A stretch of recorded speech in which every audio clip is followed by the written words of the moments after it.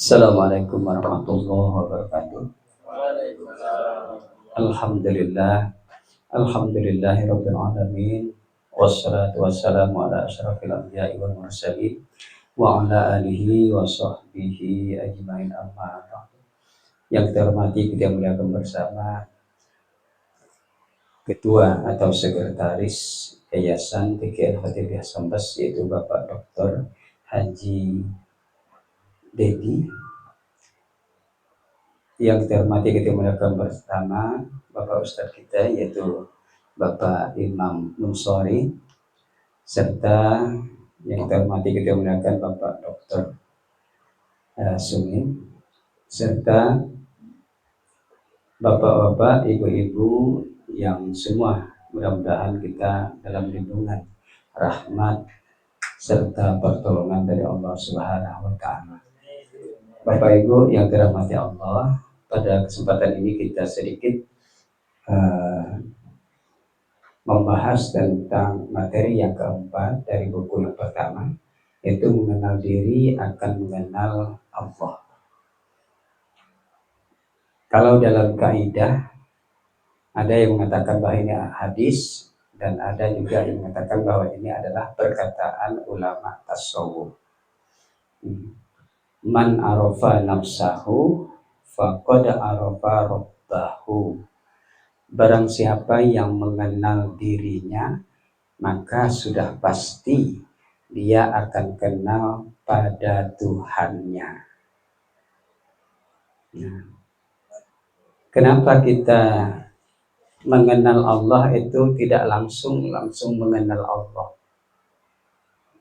tapi kita mengenal Allah itu diefek kepada mengenal diri kita sendiri. Sedangkan diri kita sendiri itu bukan Allah. Karena Allah itu bersifat batin. Artinya tidak tampak oleh pandangan mata kepala kita sendiri. Dan dia bersifat ghaib, walaupun nanti nyata.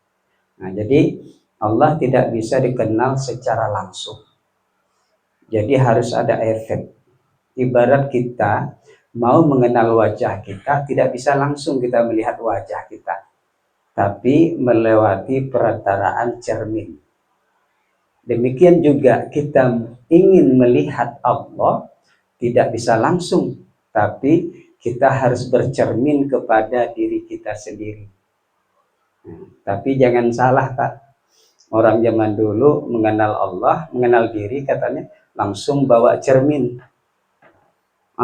Ini wajahku. Bukan seperti itu. Nah, bukan seperti kita mengenal demikian. Nah, kemudian kita mengenal diri kita yang pertama. Untuk mengenal diri kita, maka kita harus membagi diri kita itu yang dari ujung rambut sampai kepada ujung kaki. Kemudian di dalamnya adalah ruh. Jadi yang pertama kita mengenal diri kita itu, pertama yang kita kenal adalah tubuh kita. Yang kedua, di dalam tubuh ada hati. Di dalam hati ada nyawa atau ruh. Kemudian di dalam ruh ada sir atau rahasia. Nah, inilah hati, nyawa, dan rahasia ini adalah tubuh batin. Sedangkan tubuh dari ujung rambut sampai ke ujung kaki ini disebut dengan tubuh zahir. Nah, jadi yang menggerakkan tubuh zahir itu, yang membuat hidup tubuh zahir itu adalah tubuh batin, yaitu hati, nyawa, dan rahasia. Jadi hati, nyawa, dan rahasia itu terkumpul pada nyawa ataupun ruh. Jadi hati adalah ruh, nyawa adalah ruh, rahasia atau sir itu adalah ruh. Kalau kita perkecil, jadi tubuh dan ruh. Nah, jadi yang membuat kita hidup Yang membuat kita bergerak adalah ruh. Nah, tubuh, hati, nyawa, dan rahasia itulah disebut dengan diri manusia yang seutuhnya. Diri manusia yang seutuhnya, sesungguhnya. Nah, lalu kita bertanya, tubuh kita ini, tubuh, hati, nyawa, rahasia ini sebenarnya dari mana asalnya? Maka kita harus tahu bahwa tubuh dan ruh kita ini berasal dari makhluk Allah yang pertama. Makhluk Allah yang pertama itu biasa disebut oleh orang-orang ma'rifat atau orang-orang hakikat adalah Nur Muhammad.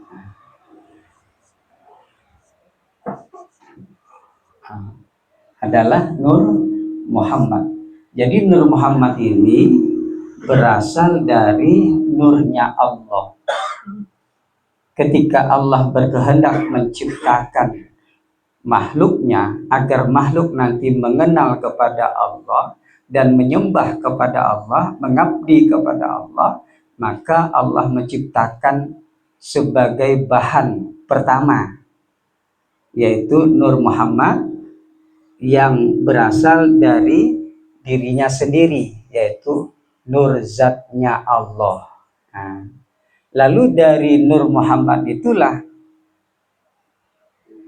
Allah ciptakan makhluk-makhluk yang lain, seperti kita manusia, kemudian para malaikat, bangsa jin, setan, iblis, kemudian bidadari yang berada di surga sampai seterusnya, kemudian makhluk-makhluk Allah yang besar, yaitu arasnya Allah, kursinya Allah, Baitul Ma'mur, dan planet-planet, bintang-bintang yang ada seluruhnya di alam jagat raya ini sebenarnya berasal dari Nur Muhammad. Berasal dari Nur Muhammad. Nah, jadi Nur Muhammad adalah makhluk yang pertama. Kalau Adam itu adalah manusia yang pertama yang ada ruh, ada jasad. Nah, ada ruh, ada jasad. Kalau Nur Muhammad itu hanya baru berupa ruh, belum berjasad. Nah, jadi beda nanti. Manusia pertama itu adalah Adam, tapi kalau makhluk pertama itu adalah Nur Muhammad. Nah, jadi setelah itu kita tahu bahwa manusia itu berasal dari Nur Muhammad, berarti Nur Muhammad pun adalah berasal dari Allah, maka kita dapat simpulkan bahwa manusia ini adalah berasal sumber diciptakan oleh Allah Subhanahu wa Ta'ala. Lalu kita ingin mengenal Allah lewat diri kita sendiri. Misal, manusia terdiri dari 4: tubuh, hati, nyawa, dan sir. Kemudian tubuh manusia itu nanti ini pun terdiri dari 4 unsur juga. 4 unsur. Dari api, angin, air, dan tanah. Jadi 4 unsur yang ada di dalam tubuh kita. Nah, coba kita lihat, ada saatnya kita panas. Aduh, panas sekali nih. Nah, ini berasal dari api. Ada saatnya kita menggigil, dingin. Ini adalah dari angin, sampai seterusnya. Kemudian tubuh kita berasal dari tanah dan sebagainya. Ya, jadi itu nanti akan kita bahas tersendiri. Kemudian Nur Muhammad akan tadi kan api, angin, air, tanah. Tanah berasal dari air. Tanah berasal dari air. Coba kita lihat, kalau air lama-lama itu, kalau yang ke bawahnya itu menjadi seakan-akan apa tuh? Tidak murni, kemudian ada bintik-bintik yang di dalam air itu, lumut. Nah itulah jadi sakar-sakarnya. Kalau bahasa Samba sakarnya, inilah yang nanti jadi tanah. Walaupun nanti dia tersendiri, tapi berasal sumber. Kemudian tanah berasal dari air berasal dari angin. Kalau angin itu nanti akan jadi air, karena AC. Jadi embun. Kemudian angin berasal dari api. Jadi panasnya itu nanti, jadi setelah dingin itu biasa menjadi angin. Dan api itu berasal dari Nur Muhammad. Jadi tubuh kita 4 unsur itu berasal dari Nur Muhammad. Kemudian unsur batin itu pun berasal dari Nur Muhammad. Jadi semua kita berasal dari Nur Muhammad. Nur Muhammad berasal dari Allah. Nah sekarang kita mengenal diri kita, lalu kita bercermin pada diri kita. Maksudnya kita untuk menyaksikan Allah, maka kita bercermin pada tubuh, pada diri kita. Nanti akan kita saksikan Allah Subhanahu wa ta'ala. Nah, misalnya tubuh, kita terdiri dari tubuh. Allah pun mempunyai sifat af'al. Kita punya tubuh, Allah pun mempunyai sifat af'al. Kita punya hati, Allah pun punya sifat asma. Kita punya ruh atau nyawa, Allah pun punya sifat. Kita punya rahasia atau sir. Sir ini adalah inti daripada ruh. Inti daripada ruh. Nah, sir inilah yang biasa disebut nanti Nur Muhammad. Tetesan dari Nur Muhammad. Bukan Muhammad secara total, tapi tetesan. Ibarat gelas itu adalah tetesan dari kaca tersendiri, kemudian tetesannya itu jadi gelas, bermacam-macam bentuk nanti gelas, ada yang tinggi, ada yang rendah, ada yang besar, ada yang kecil, sampai seterusnya. Nah kemudian rahasia itu adalah zat, dari zat Allah. Nah jadi di sini tubuh ini kan mempunyai bergerak, duduk, berdiri, berbaring, berjalan, sampai seterusnya. Nah itulah kita, dan Allah pun punya af'al. Af'al itu adalah perbuatan dari Allah, menciptakan segala sesuatu, memelihara segala sesuatu dan sebagainya. Kemudian hati, hati itu kemudian Allah punya sifat asma, yaitu nama dalam Asmaul Husna. Kemudian nyawa itu ruh. Jadi yang menggerakkan tubuh itu adalah ruh. Nah kemudian itu sifat. Sifat Allah itu ada 20, mewakili 20. Sebenarnya sifat Allah 3 juta pun bisa, tapi diperkecil cukup 20. Sifat 20 itu adalah sifat pada zat Allah. Jadi bukan sifat pada perbuatan. Jadi sifat yang 20. Kalau kita tidak boleh sifat 20. sifat kekal, kemudian sifat terdahulu, kidam dan bako. Kita tidak ada, kita itu berawal. Nah, kalau Allah tidak berawal, kemudian kita itu bisa berakhir, kemudian Allah pun berakhir.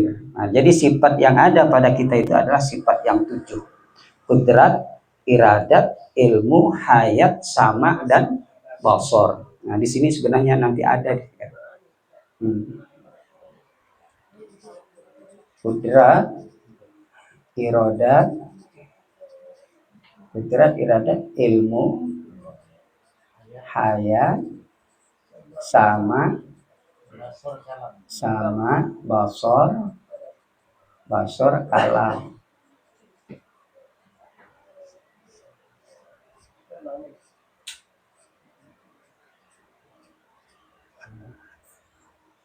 Qadirun,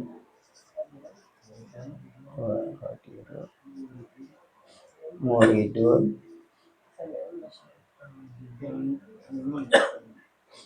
ilmun, hayyun, sami'un, basirun, mutakal.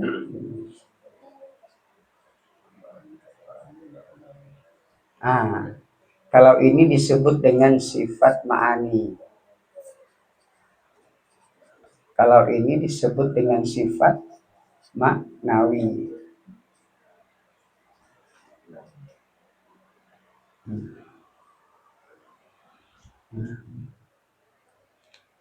Jadi sifat ma'ani, sifat kudrat, iradat, ilmu, hayat, sama, basor, dan kalam, ini sebenarnya sifat Allah yang diberikan oleh Allah kepada seluruh makhluknya, ya terutama kepada manusia yang makhluk sempurna. Nah, kemudian dengan kita diberikan oleh Allah sifat, sehingga kita itu punya sifat kudrat, kuasa. Kuasa ini mampu duduk, mampu berdiri, mampu bekerja, mampu sholat, mampu puasa, dan sebagainya. Ini termasuk sifat kudrat. Kalau lebih besar lagi, ya kita menjadi pemimpin, menjadi kepala desa, menjadi camat, menjadi bupati, menjadi gubernur, menjadi presiden. Nah, itu kuasa. Kemudian kita punya sifat kehendak, keinginan. Nah, keinginan membeli ini, membeli itu, ingin ini, ingin itu, dan sebagainya. Kita punya sifat itu. Kemudian kita punya ilmu, walaupun tidak banyak. Kemudian kita punya sifat hayat, sifat hidup, bukan sifat mati. Kemudian kita mendengar, kita melihat, dan kita berkalam, berkata-kata. Jadi kesimpulannya, sifat yang ada pada kita itu disebut dengan sifat ma'ani. Sifat yang ada pada kita, yang dapat melihat, dapat mendengar, dapat berkata-kata, punya ilmu sedikit, kemudian sifat hidup, berkuasa, dan berkeinginan, ini disebut dengan sifat ma'ani.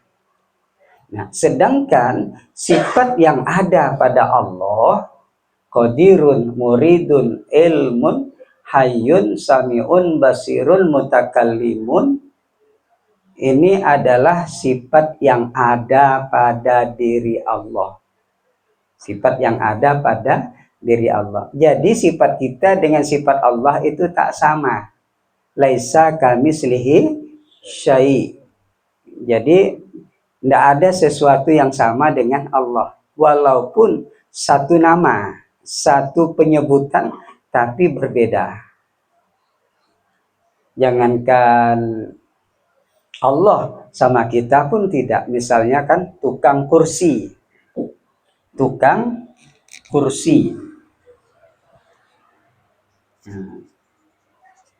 Lalu kita sama.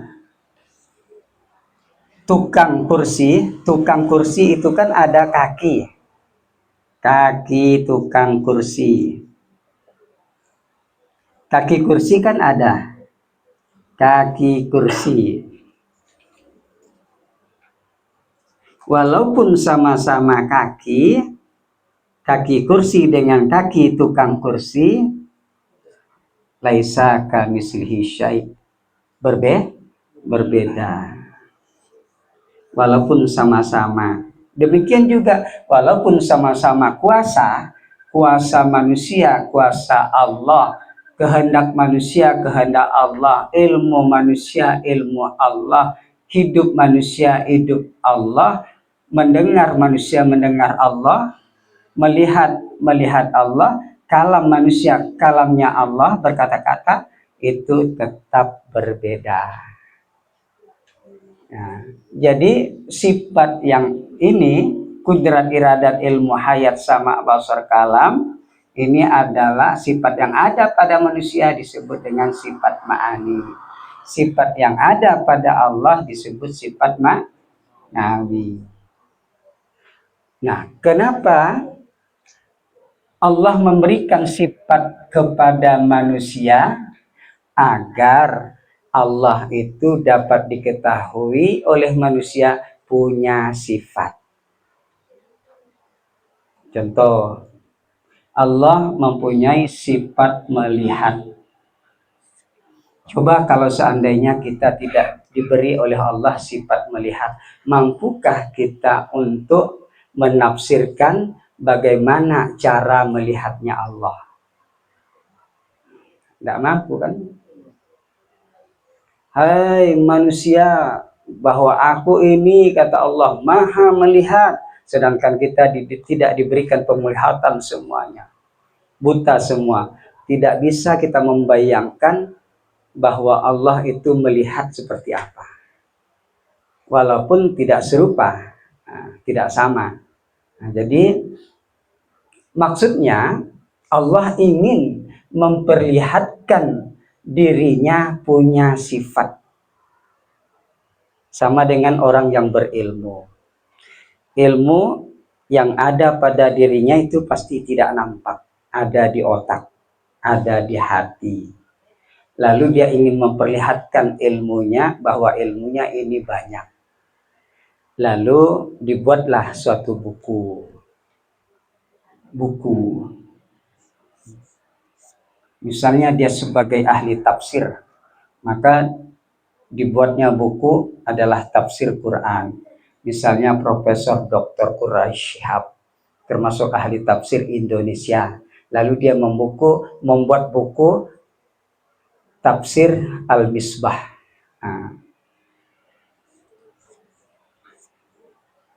Sebenarnya di dalam tafsir Al-Misbah itu terdiri dari 15 jilid, adalah sebagian kumpulan ilmu dari Profesor Dr.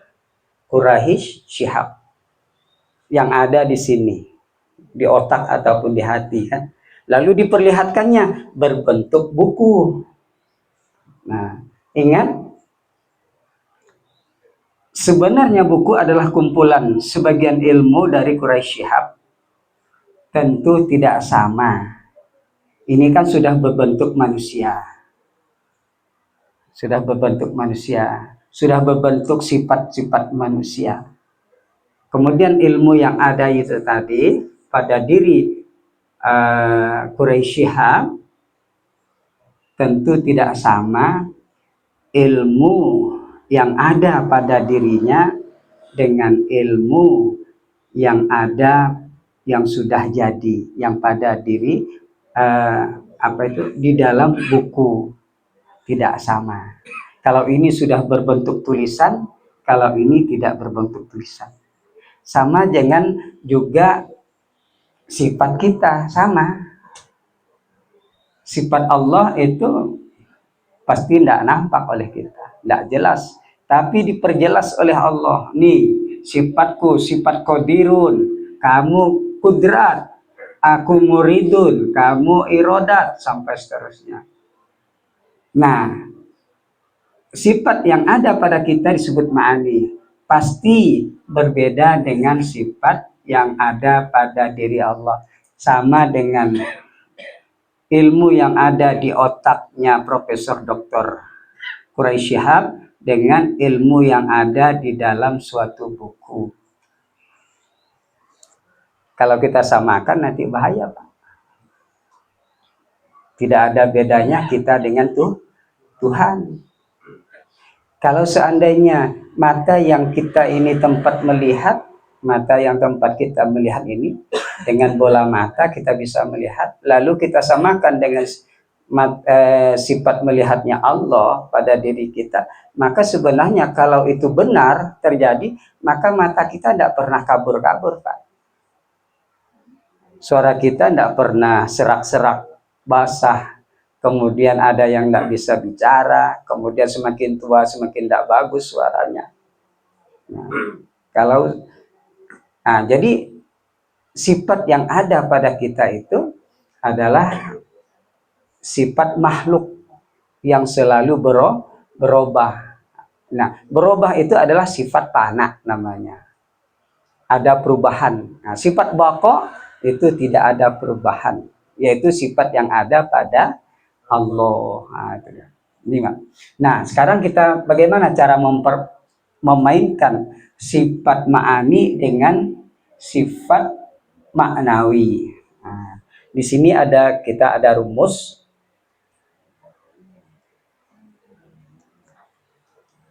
Atau yang ada pada tubuh kita, ini ada rumus. Misalnya, yang menggerakkan atau yang memerintahkan tubuh. Jadi yang menggerakkan tubuh kita ini atau yang memerintahkan tubuh kita ini, yang bisa bergerak, bisa apa-apa, sebenarnya adalah af'alnya Allah. Af'al Allah yang menggerakkan. Allah sendiri yang menggerakkan, sehingga dia disebut dengan af'al Allah, perbuatan Allah. Jadi perbuatan Allah lah yang menggerakkan kita ini. Nah, tapi jangan kita ibarat menggerakkan itu seperti kita menggerakkan wayang dengan kulit, wayang kulit dengan dalang. Jadi dalang yang memainkan bukan begini, bukan kita bergerak. Ini tangan Allah menggerakkan kita, atau kita ini tidak. Kalau begitu berarti makhluk, masya Allah, masih makhluk. Kaifiat menggerakkan. Kemudian hati kita itu digerakkan atau diperintah oleh asma'nya Allah. Itu biasanya masuk dalam hati, sifat kasih, sifat sayang, sifat benci, sifat apa, itu digerakkan oleh asma' Allah. Allah sifat kasih, sayang, Ar-Rahman, Ar-Rahim, Al-Malik, Al-Quddus, sampai seterusnya. Kemudian nyawa, ruh kita itu digerakkan oleh sifatnya Allah. Karena ruh itu adalah membawa sifat. Ketika ruh masuk ke dalam tubuh, maka spontan tubuh kita itu menjadi bersifat. Jadi dapat yang tadinya buta, tidak apa-apa, tidak mendengar walaupun lengkap, tapi setelah masuk tubuh, bola mata bisa melihat, kemudian telinga selaput gendang bisa mendengar, dan sampai seterusnya. Jadi yang menggerakkan disebut dengan sifat Allah. Kemudian sir, inti daripada ruh itu adalah yang menggerakkan adalah zatnya Allah Subhanahu wa ta'ala. Jadi maksud dari ini, yang dimaksud dengan ini, yaitu memerintahkan dan menggerakkan, maksudnya adalah bahwa tubuh yang bergerak ini, baik makan, minum, berjalan, tidur, dan sebagainya, sebenarnya adalah mazhar. Mazhar itu adalah kenyataan dari perbuatan Allah. Ketika kita berjalan, ini kenyataan bahwa Allah yang memperjalankan kita. Ketika kita duduk, ini kenyataan bahwa Allah mendudukkan kita. Ketika kita kenyang, ini kenyataan bahwa Allah yang memberi kekenyangan pada diri kita. Jadi nyata. Nah, inilah yang disebut dengan cermin. Nah, cermin. Allah ingin menyaksikan dirinya lalu lewat manusia atau salah satu makhluknya. Kalau manusia ini kan makhluk yang sempurna.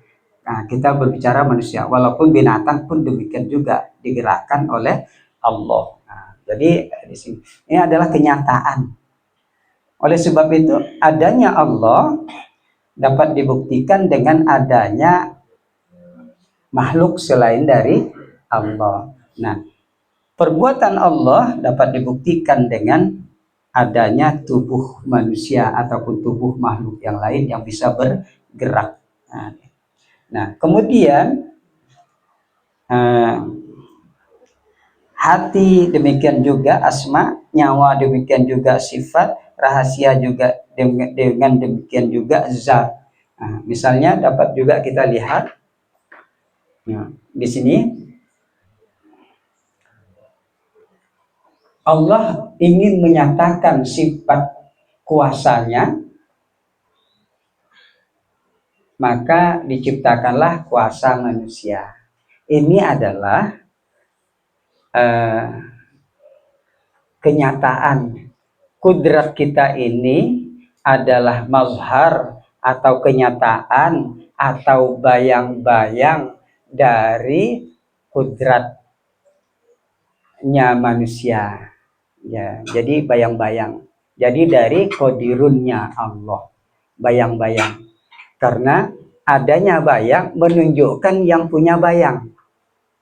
Adanya sinar matahari, bayang-bayang itu, ya sinar menunjukkan ada yang mempunyai sinar, yaitu matahari. Adanya kudrat kita, iradat kita, ilmu kita, hayat kita, sama basar kita, kalam kita menunjukkan adanya qadirun, muridun, ilmun, hayyun, sami'un, basirun, mutakallim. Nah, menunjukkan itu. Nah, kemudian yang terakhir, diri kita sebenarnya adalah ruh. Jadi diri kita adalah ruh. Kalau ini adalah jasad, bukan diri kita yang sebenarnya. Ini adalah temannya ruh, tempat ruh bersemayam, sehingga tubuh pun menjadi hidup. Nah, kalau ruh disiksa, maka tubuh pun menjadi disiksa. Karena yang berbuat celaka ataupun yang tidak itu adalah ruh, tapi dampaknya kepada tubuh. Jadi ikut juga tubuh terbakar. Tapi sebenarnya tubuh tidak merasakan terbakar kalau ditinggal oleh ruh. Nah, tapi ruh berada di dalam tubuh, maka tubuh itu seakan-akan merasakan sakit. Tapi sebenarnya bukan tubuh yang merasakan sakit, tapi adalah ruh. Contohnya, mayat yang sudah ditinggal oleh ruh, nah coba ditampar, kemudian dibacok, dipotong-potong, maka dia tidak pernah akan bersuara, aduh sakit.